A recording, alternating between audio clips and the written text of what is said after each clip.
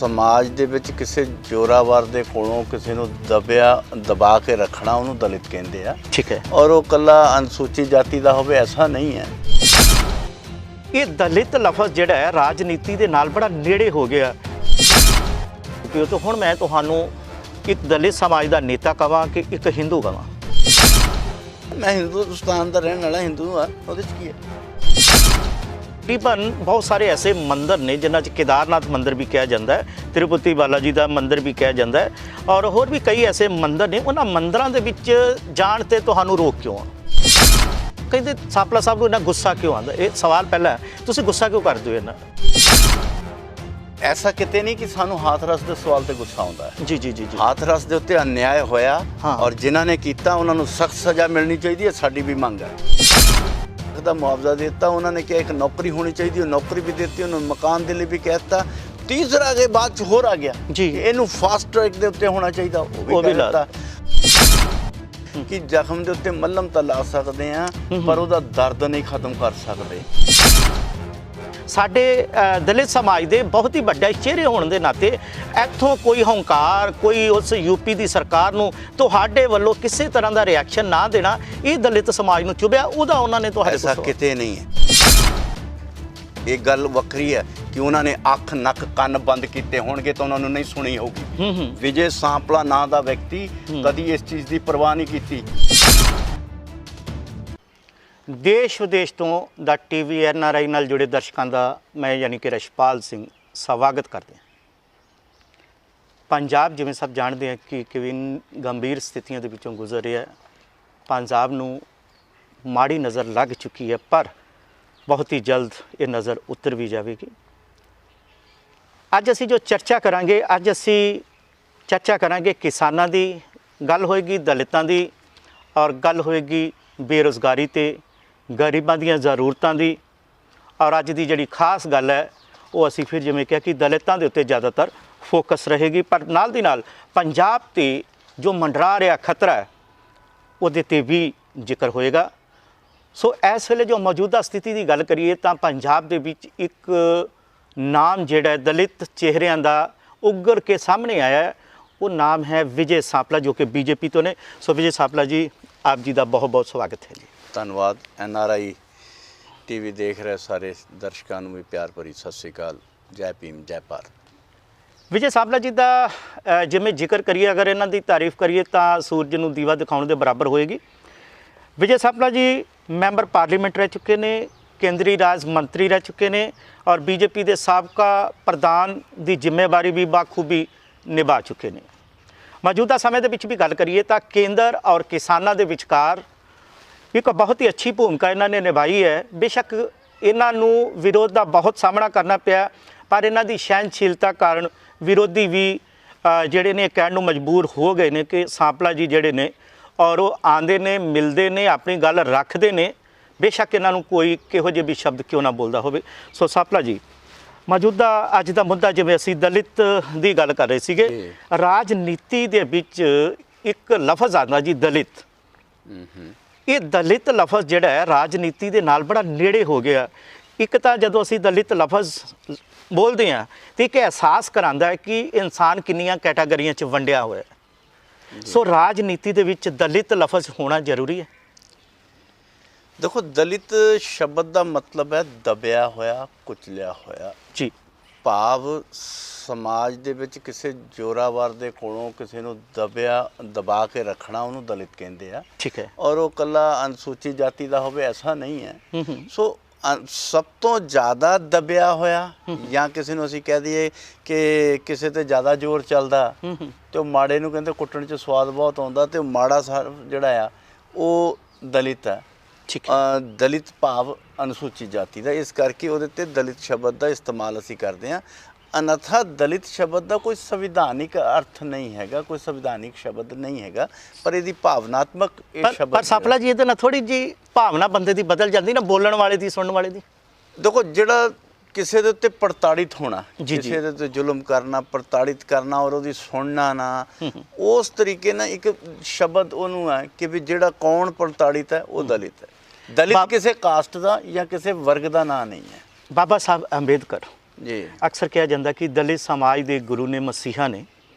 ਸੋ ਜਿੰਨੀਆਂ ਵੀ ਰਾਜਨੀਤਿਕ ਵੱਖ-ਵੱਖ ਪਾਰਟੀਆਂ ਦੇ ਵਿੱਚ ਕੰਮ ਕਰ ਰਹੇ ਦਲਿਤ ਸਮਾਜ ਦੇ ਨੁਮਾਇੰਦੇ ਨੇ, ਇਹ ਬਾਬਾ ਸਾਹਿਬ ਅੰਬੇਦਕਰ ਨੂੰ ਮੰਨਦੇ ਨੇ ਕਿ ਜਾਂ ਉਹਨਾਂ ਰਾਜਨੀਤਿਕ ਪਾਰਟੀਆਂ ਦੇ ਏਜੰਡੇ ਨੂੰ ਮੰਨਦੇ ਹੋ? ਸਪੋਜ਼ ਮੰਨ ਲਓ ਤੁਸੀਂ ਹੋ ਬੀਜੇਪੀ ਤੋਂ, ਤੁਸੀਂ ਲੀਡ ਕਰ ਰਹੇ ਹੋ, ਬੀਜੇਪੀ ਨੂੰ ਨੁਮਾਇੰਦੇ ਹੋ ਤੁਸੀਂ, ਤਾਂ ਤੁਸੀਂ ਬਾਬਾ ਸਾਹਿਬ ਅੰਬੇਦਕਰ ਦੀ ਸੋਚ ਜਿਹੜੀ ਹੈ ਉਹਨੂੰ ਅੱਗੇ ਲੈ ਕੇ ਚੱਲਦੇ ਹੋ ਕਿ ਜਾਂ ਬੀਜੇਪੀ ਦੀ ਸੋਚ ਨੂੰ ਅੱਗੇ ਲੈ ਕੇ ਚੱਲਦੇ ਹੋ? ਦੇਖੋ, ਡਾਕਟਰ ਬਾਬਾ ਸਾਹਿਬ ਅੰਬੇਡਕਰ ਜੀ ਅਨੁਸੂਚਿਤ ਜਾਤੀ ਵਰਗ ਦੇ ਲਈ ਰੱਬ ਤੋਂ ਵੱਡੇ ਮੈਂ ਸਮਝਦਾ। ਜੋ ਮੇਰੀ ਆਪਣੀ ਭਾਵਨਾਤਮਕ ਜਿਹੜੀ ਆ, ਮੇਰੀ ਆਪਣੀ ਭਾਵਨਾ ਆ, ਠੀਕ ਹੈ, ਕਿ ਮੇਰੇ ਲਈ ਵੀ ਰੱਬ ਤੋਂ ਵੀ ਪਹਿਲਾਂ ਕੋਈ ਦਰਜਾ ਆ, ਉਹ ਡਾਕਟਰ ਬਾਬਾ ਸਾਹਿਬ ਅੰਬੇਡਕਰ ਜੀ ਦਾ ਆ। ਜੀ ਜੀ। ਔਰ ਤੁਸੀਂ ਮੇਰੇ ਘਰ ਦੇ ਐਂਟਰੈਂਸ 'ਚ ਵੀ ਦੇਖੋਗੇ ਤਾਂ ਪਹਿਲਾਂ ਸਭ ਤੋਂ ਤੁਹਾਨੂੰ ਦਰਸ਼ਨ ਕਿਤੇ ਹੋਣਗੇ ਤੇ ਉਹ ਡਾਕਟਰ ਬਾਬਾ ਸਾਹਿਬ ਜੀ ਦੇ ਸਟੈਚੂ ਦੇ ਹੀ ਹੋ ਕੇ ਬਿਲਕੁਲ ਕੀਤੇ ਜੀ, ਐਂਟਰ ਕਰਦਾ ਹੁੰਦਾ ਤੇ ਉਹਦਾ ਮਤਲਬ ਹੀ ਦੱਸਣ ਦਾ ਹੈ ਕਿ ਮੇਰੇ ਲਈ ਬਾਕੀ ਸਭ ਕੁਝ ਬਾਅਦ 'ਚ ਹੈ। ਸਭ ਤੋਂ ਪਹਿਲਾਂ ਜਿਨ੍ਹਾਂ ਨੇ ਸਾਨੂੰ ਇਨਸਾਨ ਬਣਾਇਆ, ਇਹ ਸਵਾਲ, ਉਹ ਸਭ ਤੋਂ ਵੱਡੀ, ਇਹ ਸਵਾਲ ਮੈਂ ਸਾਂਪਲਾ ਜੀ ਤੁਹਾਨੂੰ ਤਾਂ ਕੀਤਾ ਹੈ ਕਿਉਂਕਿ ਜਦੋਂ ਤੁਹਾਡਾ ਪ੍ਰਚਾਰ ਹੁੰਦਾ ਹੈ, ਜਦੋਂ ਤੁਸੀਂ ਰਾਜਨੀਤੀ ਦੇ ਵਿੱਚ ਕਿਸੇ ਅਹੁਦੇ ਤੇ ਬੈਠ ਕੇ ਜਦੋਂ ਜਨਤਾ ਦੀ ਸੇਵਾ ਕਰਦੇ ਹੋ, ਦੇਸ਼ ਦੀ ਸੇਵਾ ਕਰਦੇ ਹੋ, ਪੰਜਾਬ ਦੀ ਸੇਵਾ ਕਰਦੇ ਹੋ, ਤਾਂ ਤੁਸੀਂ ਬੀਜੇਪੀ ਦੇ ਜਿਹੜੇ ਏਜੰਡੇ ਆ ਜਾਂ ਬੀਜੇਪੀ ਦੀ ਜਿਹੜੀ ਰਣਨੀਤੀ ਹੈ ਉਸ ਨੂੰ ਅੱਗੇ ਤੋਰਦੇ ਆ, ਉਹਦੇ ਵਿੱਚ ਕਿਤੇ ਵੀ ਬਾਬਾ ਸਾਹਿਬ ਦੀ ਝਲਕ ਤੇ ਪੈਂਦੀ ਨਹੀਂ। ਮੈਂ ਤਾਂ ਇਹ ਸਵਾਲ ਕੀਤਾ। ਦੇਖੋ, ਇਹ ਤੁਹਾਡਾ ਸੋਚਣਾ ਮੈਂ ਕਹਾਂਗਾ ਕਿ ਗਲਤ ਹੈ ਜੀ। ਡਾਕਟਰ ਬਾਬਾ ਸਾਹਿਬ ਅੰਬੇਡਕਰ ਜੀ ਨੂੰ ਅਗਰ ਤੁਸੀਂ ਸਹੀ ਪਹਿਚਾਣ ਦੇਣ ਦੀ ਗੱਲ ਕਰਦੇ ਹੋ ਤਾਂ ਡਾਕਟਰ ਅਗਰ ਉਸ ਪਹਿਚਾਣ ਨੂੰ ਦੇਣ 'ਚ ਬਹੁਤ ਵੱਡੀ ਭੂਮਿਕਾ, ਜੀ ਜੀ, ਚਾਹੇ ਉਹ ਜਨਸੰਘ ਦੇ ਰੂਪ 'ਚ ਕਹਿ ਲਈਏ ਤੇ ਚਾਹੇ ਅੱਜ ਦੇ ਭਾਰਤੀ ਜਨਤਾ ਪਾਰਟੀ ਦੇ ਰੂਪ 'ਚ ਕਹਿ ਲਈਏ। ਅੱਛਾ ਜੀ। ਔਰ ਮੈਂ ਇਹਦੀਆਂ ਬਹੁਤ ਸਾਰੀਆਂ ਐਗਜ਼ਾਮਪਲਸ ਦਿਆਂਗਾ। ਠੀਕ ਹੈ। ਪਹਿਲਾਂ ਤੇ ਡਾਕਟਰ ਬਾਬਾ ਸਾਹਿਬ ਅੰਬੇਡਕਰ ਜੀ ਜਦੋਂ 1952 ਦਾ ਜਿਹੜਾ ਆ, ਜੀ ਜੀ, ਉਹ ਚੁਣਾਵ ਕਾਂਗਰਸ ਕੋਲੋਂ ਹਾਰੇ ਸੀ। ਜੀ ਜੀ। ਔਰ ਨਾਰਾਇਣ ਗੋਲਕਵਰਕਰ ਜੀ ਜਿਹੜੇ ਸੀਗੇ ਉਹ ਲੜਾਏ ਸੀਗੇ ਕਾਂਗਰਸ ਦੀ ਟਿਕਟ ਤੇ, ਔਰ ਜਦ ਕਿ ਡਾਕਟਰ ਅੰਬੇਡਕਰ ਜੀ ਨੂੰ ਨਿਰਵਿਰੋਧ ਜਾਣਾ ਚਾਹੀਦਾ ਸੀ।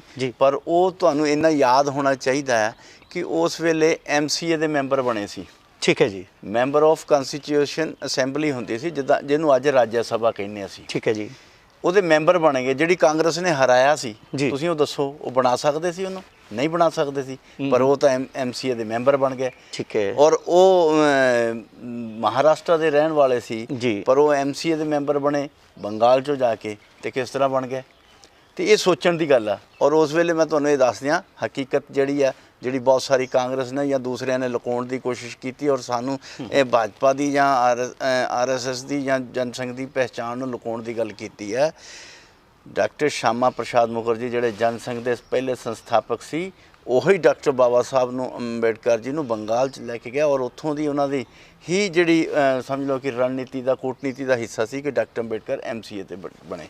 ਸੋ ਮੈਂ ਇਹ ਕਹਿ ਸਕਦਾ ਕਿ ਜਿਸ ਪਾਰਟੀ ਨੇ ਉਹਨਾਂ ਨੂੰ ਹਰਾਇਆ ਸੀ ਉਹ ਤਾਂ ਬਣਾ ਨਹੀਂ ਸਕਦੀ ਸੀ। ਠੀਕ। ਪਰ ਕਿਉਂਕਿ ਹੀਰੇ ਦੀ ਪਹਿਚਾਣ ਜਿਹੜੀ ਆ ਉਹ ਕੀਤੀ ਸੀ, ਜੌਹਰੀ ਦੀ ਹੁੰਦੀ।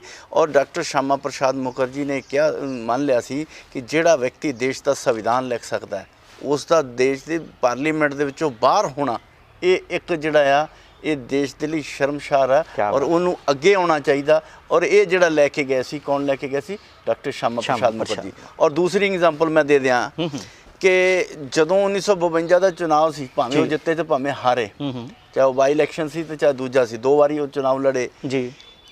ਉਹਨਾਂ ਦੇ ਵਿੱਚ ਜਿਹੜਾ ਦੱਤੋਪੰਤ ਠੈਂਗੜੀ ਜੀ ਜਿਹੜੇ RSS ਦੇ ਲੇਬਰ ਦੇ ਬਹੁਤ ਵੱਡੇ ਲੀਡਰ ਗਿਣੇ ਗਏ ਔਰ ਉਹਨਾਂ ਦੀ ਮਨ ਦੀ ਪੀੜਾ ਸੀ ਕਿ ਇਸ ਵਿਅਕਤੀ ਨੂੰ ਅੱਗੇ ਆਉਣਾ ਚਾਹੀਦਾ ਸੀ ਔਰ ਉਹਨਾਂ ਦੀ ਮੋਰਲ ਸਪੋਰਟ ਜਿਹੜੀ ਸੀ ਉਹ ਦੱਤੋਪੰਤ ਠੈਂਗੜੀ ਜੀ ਕਰ ਰਹੇ ਸੀ। ਸ਼ਾਇਦ ਅਗਰ ਡਾਕਟਰ ਅੰਬੇਡਕਰ ਜੀਵਨ ਮਿਸ਼ਨ ਕਿਸੇ ਨੇ ਪੂਰੀ ਤਰ੍ਹਾਂ ਪੜ੍ਹਿਆ ਹੋਵੇ ਔਰ ਉਹਦੇ ਪੂਰੇ ਇਤਿਹਾਸ ਨੂੰ ਦੇਖਿਆ ਹੋਵੇ, ਕਿਉਂਕਿ ਇਸ ਚੀਜ਼ਾਂ ਨੂੰ ਅਸੀਂ ਰੌਲਾ ਬੜਾ ਪਾਇਆ ਬਾਕੀ ਦੂਜੀਆਂ ਚੀਜ਼ਾਂ ਦੇ ਕਰਕੇ। ਬਿਲਕੁਲ। ਪਰ ਇਹਨਾਂ ਚੀਜ਼ਾਂ ਦੀ ਹਕੀਕਤ ਨੂੰ ਅੱਗੇ ਆਉਣ ਨਹੀਂ ਦਿੱਤਾ ਸਮੇਂ ਦੇ ਹਿਸਾਬ ਨਾਲ, ਕਿਉਂਕਿ ਅਸੀਂ ਸਮੇਂ ਨੂੰ ਵੀ ਸੰਕੋਚਣਾ ਹੈ। ਸੋ ਉਹਦੇ ਵਿੱਚ ਜਿਵੇਂ ਗੱਲ ਕਰ ਰਹੇ ਸੀ ਕਿ ਰਾਜਨੀਤੀ ਦੇ ਵਿੱਚ, ਹੁਣ ਮੈਂ ਅਗਲੀ ਗੱਲ ਤੁਹਾਡੀ ਉਸੇ ਤੇ ਜੋੜ ਦਿੰਦਾ ਜੀ। ਅੱਜ ਡਾਕਟਰ ਬਾਬਾ ਸਾਹਿਬ ਅੰਬੇਡਕਰ ਜੀ ਦੇ ਨਾਂ ਦੇ ਉੱਤੇ ਪੰਚ ਤੀਰਥ ਬਣਾਇਆ। ਉਹਨਾਂ ਦੀ ਜਨਮ ਸਥਲੀ ਤੁਸੀਂ ਸ਼ਾਇਦ ਦੇਖੀ ਹੈ ਕਿ ਨਾਗਪੁਰ ਦੇ ਵਿੱਚ ਕਿੱਡਾ ਬੜਾ ਬਣਾਇਆ। ਉਹ ਕਿਹਨੇ ਬਣਾਇਆ? ਭਾਰਤੀ ਜਨਤਾ ਪਾਰਟੀ ਨੇ। ਕਾਂਗਰਸ ਨੇ ਇੱਕ ਇੱਟ ਨਹੀਂ ਲਗਾਈ।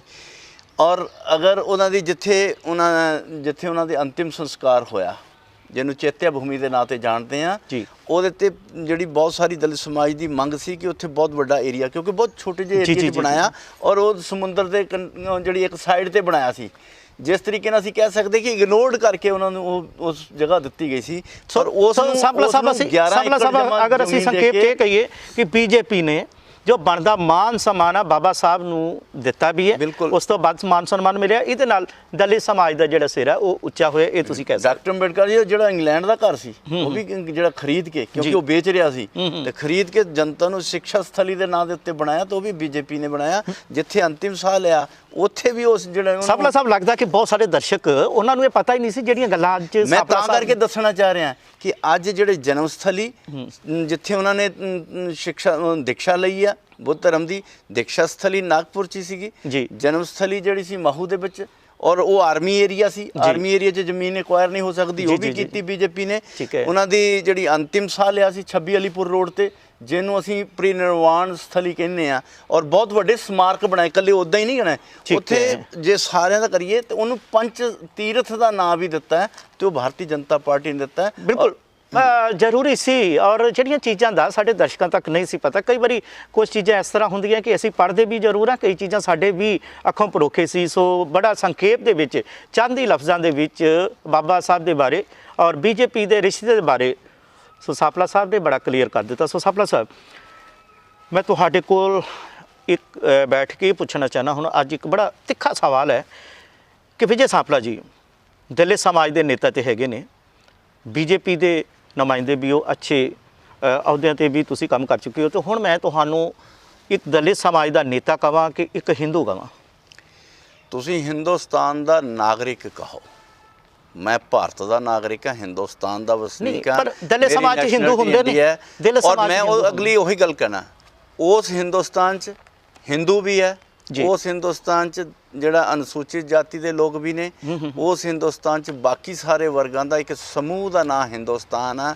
ਔਰ ਹਿੰਦੁਸਤਾਨ ਦੇ ਰੂਪ ਦੇ ਵਿੱਚ ਤੁਸੀਂ ਮੈਨੂੰ ਜਿਸ ਤਰ੍ਹਾਂ ਇੱਕ ਜਪਾਨੀ ਨੂੰ, ਜਪਾਨ ਦੇ ਰਹਿਣ ਵਾਲੇ ਨੂੰ ਜਪਾਨੀ ਕਹਿ ਸਕਦੇ ਹਾਂ, ਅਮਰੀਕਾ ਦੇ ਰਹਿਣ ਵਾਲੇ ਇੱਕ ਅਮਰੀਕਾ ਕਹਿ ਸਕਦੇ ਹਾਂ, ਹਿੰਦੁਸਤਾਨ ਦੇ ਵਸਨੀਕ ਨੂੰ ਹਿੰਦੂ ਵੀ ਕਿਹਾ ਜਾ ਸਕਦਾ। ਜਦ ਕਿ ਪੁਰਾਣੀਆਂ, ਅਗਰ ਤੁਸੀਂ ਅਰਬ ਦੇ ਵਿੱਚ, ਮੈਂ ਅਰਬ ਕੰਟਰੀ 'ਚ ਰਿਹਾ, ਉਹ ਸਾਨੂੰ ਇਹੀ ਪੁੱਛਦੇ ਆ ਕਿ ਜਾਣੀ ਤੁਸੀਂ ਕੌਣ ਆ, ਹਿੰਦੂ ਆ ਜਾਂ ਪਾਕਿਸਤਾਨੀ ਆ, ਮਤਲਬ ਤੁਸੀਂ ਇੰਡੀਅਨ ਆ ਜਾਂ ਪਾਕਿਸਤਾਨੀ ਆ, ਠੀਕ ਹੈ ਨਾ। ਉਹ ਸਵਾਲ ਹੀ ਅਰਬੀ 'ਚ ਵੀ ਸਾਨੂੰ ਪੁੱਛਦੇ ਸੀ, ਮੀਨ ਅੰਤ ਹੈ ਹਿੰਦੀ ਵਾਲਾ ਪਾਕਿਸਤਾਨ। ਇਹ ਜੋ ਦਲਿਤ ਸਮਾਜ ਹੈ ਉਹਦਾ ਹੀ ਸਵਾਲ ਹੈ, ਉਹ ਸਵਾਲ ਤੁਹਾਡੇ ਕੋਲੋਂ ਇਸ ਕਰਕੇ ਲੈ ਕੇ ਆਏ ਕਿਉਂਕਿ ਇਹ ਜਵਾਬ ਤੁਸੀਂ ਹੀ ਦੇ ਸਕਦੇ ਸੀ। ਸਾਂਪਲਾ ਸਾਹਿਬ, ਜੇਕਰ ਅਸੀਂ ਹਿੰਦੁਸਤਾਨੀ ਹੈ, ਸੋ ਸਾਡੇ ਵਿੱਚ ਬਹੁਤ ਸਾਰੇ ਐਸੇ ਵੀਰ ਨੇ ਜਿਨ੍ਹਾਂ ਨੂੰ ਫਖਰ ਹੁੰਦਾ, ਉਹ ਆਪਣੇ ਆਪ ਨੂੰ ਹਿੰਦੂ ਵੀ ਕਹਿੰਦੇ ਨੇ। ਮੈਨੂੰ ਵੀ ਇਹ ਫਖਰ ਹੈ, ਮੈਂ ਹਿੰਦੁਸਤਾਨ ਦਾ ਰਹਿਣ ਵਾਲਾ ਹਿੰਦੂ ਹਾਂ, ਉਹਦੇ 'ਚ ਕੀ ਹੈ। ਜੇਕਰ ਤੁਸੀਂ ਹਿੰਦੂ ਹੋ ਤਾਂ ਤਕਰੀਬਨ ਬਹੁਤ ਸਾਰੇ ਐਸੇ ਮੰਦਰ ਨੇ ਜਿਨ੍ਹਾਂ 'ਚ ਕੇਦਾਰਨਾਥ ਮੰਦਰ ਵੀ ਕਿਹਾ ਜਾਂਦਾ ਹੈ, ਤਿਰੂਪਤੀ ਬਾਲਾ ਜੀ ਦਾ ਮੰਦਰ ਵੀ ਕਿਹਾ ਜਾਂਦਾ ਹੈ, ਔਰ ਹੋਰ ਵੀ ਕਈ ਐਸੇ ਮੰਦਰ ਨੇ। ਉਹਨਾਂ ਮੰਦਰਾਂ ਦੇ ਵਿੱਚ ਜਾਣ 'ਤੇ ਤੁਹਾਨੂੰ ਰੋਕ ਕਿਉਂ ਆ? ਦੇਖੋ, ਨਾ ਤਾਂ ਮੈਂ ਕੇਦਾਰਨਾਥ ਦੇ ਮੰਦਰ ਵੀ ਜਾਇਆ, ਮੈਂ ਤਿਰੂਪਤੀ ਦੀ ਵੀ ਜਾਇਆ ਨਹੀਂ, ਮੈਂ ਖੁਦ ਜਾ ਕੇ ਆਇਆ। ਰਾਮਨਾਥ ਕੋਵਿੰਦ ਜੀ ਨੂੰ ਤੁਹਾਨੂੰ ਵੀ ਪਤਾ ਵੀ ਉੱਥੇ ਰੋਕਿਆ ਗਿਆ ਸੀ। ਬਾਕੀ ਨਹੀਂ ਪਤਾ, ਮੈਂ ਖੁਦ ਜਾ ਕੇ ਆਇਆ। ਨਹੀਂ, ਦਲਿਤ ਸਮਾਜ ਨੂੰ ਤੇ ਮਨਾਈ ਹੈ ਜੀ, ਬੜੀ ਮਨਾਈ ਹੈ। ਉਹ ਤਿਰੂਪਤੀ ਬਾਲਾ ਜੀ ਦੇ ਉਹ ਕਿਉਂਕਿ ਉੱਥੇ ਅੰਦਰ ਤਸਵੀਰ ਨਹੀਂ ਖਰੀਦੀ, ਬਾਅਦ ਮੈਂ ਬਕਾਇਦਾ ਮੈਨੂੰ ਉਹਨਾਂ ਦੀ ਜਿਹੜੀ ਲੈ ਕੇ ਗਏ, ਔਰ ਉੱਥੇ ਸਾਡਾ ਇੱਕ ਤੁਹਾਨੂੰ ਇਤਫਾਕ ਨਾਲ ਦੱਸ ਦਿਆਂ ਕਿ ਜਿਹੜਾ ਉੱਥੇ CEO ਉਹ ਵੀ ਪੰਜਾਬ ਦਾ ਸੀ, IAS ਅਫਸਰ ਸਿੰਗਲਾ ਜੀ ਨੇ, ਤੇ ਉਹ ਮੈਨੂੰ ਬਕਾਇਦਾ ਉਹਨਾਂ ਸਾਰਾ ਅਰੇਂਜ ਕੀਤਾ ਸੀ, ਐਸਾ ਕਿਤੇ ਨਹੀਂ ਸੀ। ਔਰ ਜਿੱਥੇ ਤੱਕ ਤੁਸੀਂ ਭਾਵਨਾ ਕਹਿ ਰਹੇ ਸੀ, ਜਿਸ ਭਾਵਨਾ ਦਾ ਤੁਸੀਂ ਸਵਾਲ ਕੀਤਾ ਕਿ ਬਹੁਤ ਹਲੇ ਮੈਂ ਇਹ ਮੰਨਣ ਨੂੰ ਤਿਆਰ ਹਾਂ ਕਿ ਬਹੁਤ ਸਾਰੇ ਐਸੇ ਮੰਦਿਰ ਹੈ ਜਿੱਥੇ ਹੱਲੇ ਵੀ ਐਸੀਆਂ ਪ੍ਰਥਾਵਾਂ ਚੱਲਦੀਆਂ। ਹਾਂ, ਬਿਲਕੁਲ। ਮੇਰਾ ਜਿਹੜਾ ਤੁਹਾਡਾ ਸਵਾਲ ਸੀ ਕਿ ਪਾਰਟੀਕੂਲਰ ਮੰਦਿਰ, ਬਹੁਤ ਸਾਰੇ ਐਸੇ ਮੰਦਿਰ ਹੈ। ਉਹ ਤੇ ਪੰਜਾਬ 'ਚ ਕੀ ਛੱਡੋ, ਤੁਸੀਂ ਪਟਿਆਲੇ ਚਲ ਜਾਓ, ਇੱਕ ਐਸਾ ਗੁਰਦੁਆਰਾ ਹੈ ਜਿੱਥੇ ਲੰਗਰ 'ਚ ਨਹੀਂ ਤੁਸੀਂ ਬੈਠ ਸਕਦੇ। ਠੀਕ ਹੈ ਨਾ। ਸਿੱਖ ਸਮਾਜ ਦਾ ਜਿਹੜਾ ਜਾਤੀਵਾਦ ਤੋਂ ਉੱਪਰ ਉੱਠ ਕੇ ਆ, ਸੋ ਐਸੀਆਂ ਬਹੁਤ ਸਾਰੀਆਂ ਜਗ੍ਹਾਵਾਂ ਬਟ ਜਿੱਥੇ ਤੁਸੀਂ ਨਹੀਂ ਜਾ ਸਕਦੇ, ਜਿੱਥੇ ਗੁਰੂ ਗ੍ਰੰਥ ਸਾਹਿਬ ਦਾ ਪ੍ਰਕਾਸ਼ ਉੱਥੇ ਨਹੀਂ ਜਾ ਸਕਦੇ। ਸੋ ਅਸੀਂ ਉਹਨਾਂ ਸਾਰੀਆਂ ਦੇ ਖਿਲਾਫ ਲੜਾਈ ਲੜਨਾ ਵੀ ਸਾਡਾ ਕੰਮ ਹੈ। ਇਹੀ ਕਾਰਨ ਸੀ ਕਿ ਅੱਜ ਦਲਿਤ ਸਮਾਜ ਹੈ ਜਿਹੜਾ ਵੱਖ-ਵੱਖ ਰਾਜਨੀਤਿਕ ਪਾਰਟੀਆਂ ਦੇ ਵਿੱਚ ਵੱਖ-ਵੱਖ ਹਿੱਸਿਆਂ 'ਚ ਵੰਡਿਆ ਹੋਇਆ, ਤਾਂ ਅਸੀਂ ਮੰਨ ਸਕਦੇ ਕਿ ਉਹ ਆਪਣੇ ਆਪ ਨੂੰ ਵੰਡ ਚੁੱਕਾ ਹੈ, ਪਰ ਦਲਿਤ ਸਮਾਜ ਦੀ ਪੀੜਾ ਤਾਂ ਸਾਰਿਆਂ ਦੀ ਇੱਕ ਹੀ ਹੈ। ਸੋ ਇਹ ਪੀੜਾ ਦਾ ਹੱਲ ਕੀ ਹੈ, ਦਰਦ ਕੀ ਹੈ ਇਹਦਾ? ਇਲਾਜ ਕੀ ਹੈ? ਇਹਦਾ ਹੱਲ ਤਾਂ ਡਾਕਟਰ ਬਾਬਾ ਸਾਹਿਬ ਅੰਬੇਡਕਰ ਹੀ ਦੱਸ ਕੇ ਗਏ ਸੀ। ਠੀਕ ਹੈ। ਰਾਜਨੀਤੀ ਜਿਹੜੀ ਸਾਨੂੰ ਇਸ ਭਾਵਨਾ ਜਿਹੜਾ ਸੀ ਉਹਨਾਂ ਨੇ ਇਸ ਚੀਜ਼ ਦਾ ਵਿਰੋਧ ਵੀ ਕੀਤਾ ਔਰ ਉਹੀ ਜਿਹੜੇ ਮੰਦਿਰ ਦੇ ਉੱਤੇ ਜਿਨ੍ਹਾਂ ਦਾ ਉਹਨਾਂ ਦਾ ਵਿਰੋਧ ਹੋਇਆ ਸੀ ਅੱਜ ਉਹਨਾਂ ਦੇ ਹੀ ਪੁਜਾਰੀ ਦੇ ਉਸ ਪੋਤੇ ਨੇ ਉਹਦੀ ਮਾਫੀ ਵੀ ਮੰਗੀ ਆ ਕਿ ਮੇਰੇ ਦਾਦਾ ਜਿਹੜੇ ਕਾਲੇ ਮੰਦਿਰ ਸੀਗਾ ਔਰ ਉਹਨਾਂ ਦੇ ਪੋਤੇ ਨੇ ਆਖਰ ਇਹ ਸਮੇਂ ਦੇ ਨਾਲ ਰਿਲਾਈਜ਼ ਵੀ ਹੋਇਆ ਉਹਨਾਂ ਨੂੰ ਵੀ। ਔਰ ਅੱਜ ਜਿਹੜੀਆਂ ਰਾਜਨੀਤਿਕ ਪੱਖੋਂ ਜਿਹੜਾ ਅਸੀਂ ਕਹਿ ਸਕਦੇ ਹਾਂ ਕਿ ਬਹੁਤ ਸਾਰੀਆਂ ਜਿਹੜੀਆਂ ਅਸੀਂ ਮੱਲਾ ਮਾਰ ਚੁੱਕੇ ਮੱਲਾ ਇਹਨੂੰ ਕਹਿ ਦਈਏ ਕਿ ਅਸੀਂ ਬਹੁਤ ਸਾਰੀਆਂ ਲੜਾਈਆਂ ਲੜ ਰਹੇ ਹਾਂ ਔਰ ਇਹ ਡਾਕਟਰ ਬਾਬਾ ਸਾਹਿਬ ਅੰਬੇਡਕਰ ਨੇ ਵੀ ਕਿਹਾ ਕਿ ਅਸੀਂ ਜਿਹੜੀ ਤੁਹਾਨੂੰ ਸੰਵਿਧਾਨਿਕ ਹੱਕ ਤਾਂ ਦੇ ਦਿਆਂਗੇ, ਸਭ ਤੋਂ ਮੁਸ਼ਕਿਲ ਜਿਹੜੀ ਆ ਉਹ ਜਿਹੜੀ ਸਮਾਜਿਕ ਨਿਆਂ ਦੀ ਗੱਲ ਕਰ ਰਹੇ ਹਾਂ ਉਹ ਜਿੰਨਾ ਚਿਰ ਨਹੀਂ ਹੋਏਗਾ ਉਹਨਾਂ ਚਿਰ ਦੇਸ਼ ਦੀ ਅਸੀਂ ਵਿਕਸਿਤ ਨੂੰ ਜਾਂ ਉਹਦੀ ਦੇਸ਼ ਦੀ ਸੰਪੰਨਤਾ ਦੀ ਗੱਲ ਨਹੀਂ ਕਰ ਸਕਦੇ। ਪਰ ਉਹ ਅੱਜ ਵੀ ਕਿਤੇ ਨਾ ਕਿਤੇ ਸਮੱਸਿਆਵਾਂ ਹੈ ਇਹਦੇ ਵਿੱਚ। ਸਾਬਲਾ ਸਾਹਿਬ ਆਜ਼ਾਦੀ ਦੀ ਵੀ ਗੱਲ ਕਰੀਏ, ਦੇਸ਼ ਆਜ਼ਾਦ ਹੋਣਾ ਹੋਵੇ ਤਾਂ ਵੀ ਜਿਸ ਸਮਾਜ ਦਾ ਬਾਰ-ਬਾਰ ਅਸੀਂ ਦਲਿਤ ਸਮਾਜ ਦੀ ਦੁਹਾਈ ਦੇ ਰਹੇ ਹਾਂ, ਸੋ ਕੁਰਬਾਨੀਆਂ ਦੇ ਵਿੱਚ ਵੀ ਇਹ ਸਮਾਜ ਨੇ ਕੋਈ ਘਾਟ ਨਹੀਂ ਹੈ। ਇਹਨਾਂ ਦੀ ਕੁਰਬਾਨੀਆਂ ਦੇਸ਼ ਦੇ ਲਈ, ਆਜ਼ਾਦੀ ਦੇ ਲਈ। ਔਰ ਅਗਰ ਅੱਜ ਵੀ ਬਾਰਡਰਾਂ ਦੇ ਉੱਤੇ ਵੀ ਗੱਲ ਕਰੀਏ ਤਾਂ ਸਾਡੇ ਜਿਹੜੇ ਦਲਿਤ ਸਮਾਜ ਦੇ ਪੁੱਤਰ ਨੇ, ਬੱਚੇ ਨੇ, ਉਹ ਬਾਰਡਰਾਂ ਤੇ ਹੀ ਕਢਾ ਕੇ ਦੁਸ਼ਮਣਾਂ ਦੀ ਗੋਲੀਆਂ ਦੇ ਸਾਹਮਣੇ ਢਾਲ ਬਣ ਕੇ ਬਹੁਤ ਵੱਡੀ ਮਿਸਾਲ ਆ ਸਿੱਖੇ ਲਾਈ ਦੀ ਜਿਹੜੀ ਟੀਮ ਹੈ ਜਿਹੜੀ ਆਰਮੀ ਦੀ ਹੈ। ਔਰ ਕਦੀ ਜਦੋਂ ਅੰਗਰੇਜ਼ਾਂ ਦੇ ਟਾਈਮ ਤੇ ਕਦੇ ਚਮਾਰ ਰੈਜੀਮੈਂਟ ਵੀ ਹੁੰਦੀ ਸੀ ਜੀ ਔਰ ਜਿਹਦੀ ਬਕਾਇਦਾ ਉਹਦੀ ਲੜਾਈਆਂ ਦੇ ਵਿੱਚ ਉਹਦੀ ਸਨਮਾਨਿਤ ਕੀਤਾ ਗਿਆ ਕਿ ਉਹਨਾਂ ਚਮਾਰ ਰੈਜੀਮੈਂਟ ਨੂੰ ਅੱਜ ਵੀ ਜੇ ਦੇਖੀਏ ਤੇ ਸਿੱਖੇ ਲਾਈ ਦੇ ਨਾਂ ਦੇ ਉੱਤੇ ਜਿਹੜੀ ਹੈ ਉਹ ਬਣਾਈ ਤਾਂ ਇੱਕ ਪਾਸੇ ਅਸੀਂ ਜਾਤੀਵਾਦ ਤੋਂ ਉੱਠ ਕੇ ਦੀ ਗੱਲ ਕਰਦੇ, ਦੂਸਰੀ ਗੱਲ ਬਣਾਈ ਵੀ ਉਸੇ ਨਜ਼ਰੀਏ ਨਾਲ ਸੀ। ਪਰ ਅੱਜ ਜੇ ਸਿੱਖੇ ਲਾਈ ਦਾ ਇੱਕ ਨਾਂ ਹੈ ਪੂਰੇ ਦੇਸ਼ ਦੀ ਫੌਜ ਦੇ ਵਿੱਚ, ਸੋ ਇਹਦਾ ਮਤਲਬ ਮੱਲਾਂ ਤਾਂ ਸਾਡੇ। ਔਰ ਜੇ ਅਸੀਂ ਇਤਿਹਾਸ ਪੱਖੋਂ ਵੀ ਦੇਖੀਏ ਤੇ ਸੰਗਤ ਸਿੰਘ ਜੀ ਦੀ ਗੱਲ ਕਰੀਏ, ਬਾਬਾ ਜੀਵਨ ਸਿੰਘ ਜੀ ਦੀ ਗੱਲ ਕਰੀਏ, ਬਾਬਾ ਭਾਈ ਆਪਣੇ ਸੰਗਤ ਸਿੰਘ ਜੀ ਦੀ ਗੱਲ ਕਰੀਏ ਜਿਨ੍ਹਾਂ ਨੇ ਗੁਰੂ ਗੋਬਿੰਦ ਸਿੰਘ ਜੀ ਦਾ ਰੂਪ ਧਾਰ ਕੇ ਔਰ ਜਾ ਕੇ ਮੁਗਲਾਂ ਨਾਲ ਲੜੇ, ਔਰ ਬਾਬਾ ਜੀਵਨ ਸਿੰਘ ਜੀ ਜਿਹੜੇ ਗੁਰੂ ਤੇਗ ਬਹਾਦਰ ਜੀ ਦਾ ਸ਼ੀਸ਼ ਲੈ ਕੇ ਆਏ। ਇਤਿਹਾਸ ਬਹੁਤ ਵੱਡੀਆਂ ਇਤਿਹਾਸ ਦੱਸਦਾ ਹੈ ਕਿ ਦਲਿਤ ਸਮਾਜ ਦੀ ਦੇਸ਼ ਨੂੰ, ਕੌਮ ਨੂੰ, ਪੰਥ ਨੂੰ ਦੇਣ ਕੀ ਹੈ। ਸਪਲਾ ਸਾਹਿਬ, ਇੱਕ ਸਵਾਲ ਤੁਹਾਡੇ ਅੱਗੇ ਅਕਸਰ ਪ੍ਰੈਸ ਵਾਲੇ ਵੀ ਕਰਦੇ ਆ, ਉਸ ਸਵਾਲ ਤੋਂ ਅਕਸਰ ਤੁਸੀਂ ਨਾਰਾਜ਼ ਵੀ ਲੱਗਦੇ ਹੋ ਕਿਉਂਕਿ ਦਰਸ਼ਕ ਕਹਿ ਰਹੇ ਸੀ ਮੈਨੂੰ, ਦਲਿਤ ਸਮਾਜ ਦੇ ਕੁਝ ਵੀਰਾਂ ਦੇ ਮੈਨੂੰ ਮੈਸੇਜ ਆਏ ਸੀ। ਸੋ ਮੈਂ ਕਿਹਾ ਸੀ ਕਿ ਇੱਦਾਂ ਹੈ ਨਹੀਂ, ਉਹ ਕਹਿੰਦੇ ਸਾਪਲਾ ਸਾਹਿਬ ਨੂੰ ਇੰਨਾ ਗੁੱਸਾ ਕਿਉਂ ਆਉਂਦਾ? ਇਹ ਸਵਾਲ ਪਹਿਲਾਂ ਤੁਸੀਂ ਗੁੱਸਾ ਕਿਉਂ ਕਰਦੇ ਹੋ ਇਹਨਾਂ ਜਦੋਂ ਕੋਈ ਸਵਾਲ ਪੁੱਛਦੇ? ਤੁਹਾਡੇ ਨਾਲ ਗੱਲ ਹੋਈ ਸੀ ਕਿ ਹਾਥਰਸ ਦੀ ਯੂਪੀ ਦੀ ਘਟਨਾ ਹੁੰਦੀ ਹੈ, ਸਾਡੇ ਦਲਿਤ ਸਮਾਜ ਦੇ ਵਿੱਚ ਇੱਕ ਬੱਚੀ ਦੇ ਨਾਲ ਉੱਥੇ ਜੋ ਕਰੂਰ ਹੱਤਿਆ ਹੋਈ, ਉਹਦੇ ਵਿੱਚ ਕਿਹਾ ਜਾਂਦਾ ਜੀ ਠਾਕਰਾਂ ਦਾ ਖੂਨ ਗਰਮ ਹੁੰਦਾ ਹੈ, ਇਸ ਕਰਕੇ ਉਹਨਾਂ ਨੇ ਕੋਈ ਗੱਲ ਕਰ ਦਿੱਤੀ ਤੇ ਕੋਈ ਦਿੱਕਤ ਨਹੀਂ। ਕਹਿੰਦੇ ਕਿ ਦਲਿਤ ਸਮਾਜ ਪੰਜਾਬ ਦੇ ਵਿੱਚੋਂ ਬਾਕੀ ਆਵਾਜ਼ਾਂ ਤਾਂ ਉੱਠੀਆਂ, ਗੂੰਜੀਆਂ। ਮੈਂ ਇਸ ਮਾਮਲੇ 'ਚ ਤੁਹਾਨੂੰ ਸਹੀ ਦੱਸਾਂ ਜੀ ਕਿ ਐਸਾ ਕਿਤੇ ਨਹੀਂ ਕਿ ਸਾਨੂੰ ਹਾਥਰਸ ਦੇ ਸਵਾਲ ਤੇ ਗੁੱਸਾ ਆਉਂਦਾ ਹੈ। ਜੀ ਹਾਥਰਸ ਦੇ ਉੱਤੇ ਅਨਿਆਏ ਹੋਇਆ ਔਰ ਜਿਨ੍ਹਾਂ ਨੇ ਕੀਤਾ ਉਹਨਾਂ ਨੂੰ ਸਖਤ ਸਜ਼ਾ ਮਿਲਣੀ ਚਾਹੀਦੀ ਹੈ, ਸਾਡੀ ਵੀ ਮੰਗ ਹੈ ਜੀ। ਔਰ ਉਹਦੇ ਤੇ ਜਿੰਨਾ ਅਸੀਂ ਪ੍ਰੈਸ਼ਰ ਪਾ ਸਕਦੇ ਸੀ ਸਰਕਾਰ 'ਚ ਹੁੰਦੇ ਹੋਏ ਵੀ, ਸਰਕਾਰ ਦੀ ਪਾਰਟੀ ਹੁੰਦੇ ਹੋਏ ਵੀ, ਜੋ ਸਾਡੀ ਇੱਕ ਬਣਦਾ ਸੀ ਉਹਦਾ ਕਰਨ ਦਾ ਅਸੀਂ ਪੂਰਾ ਕੋਸ਼ਿਸ਼ ਵੀ ਕੀਤੀ। ਔਰ ਤੁਸੀਂ ਦੱਸੋ ਕਿ ਹਾਥਰਸ ਕੇਸ ਹੋਇਆ ਜੀ, ਲੋਕਾਂ ਦੀ ਡਿਮਾਂਡ ਕੀ ਸੀ ਕਿ ਇਹਦੀ ਜਾਂਚ ਜਿਹੜੀ ਆ ਉਹ ਉੱਥੇ ਦੀ ਪੁਲਿਸ ਨਹੀਂ CBI ਕਰੇ ਜੀ।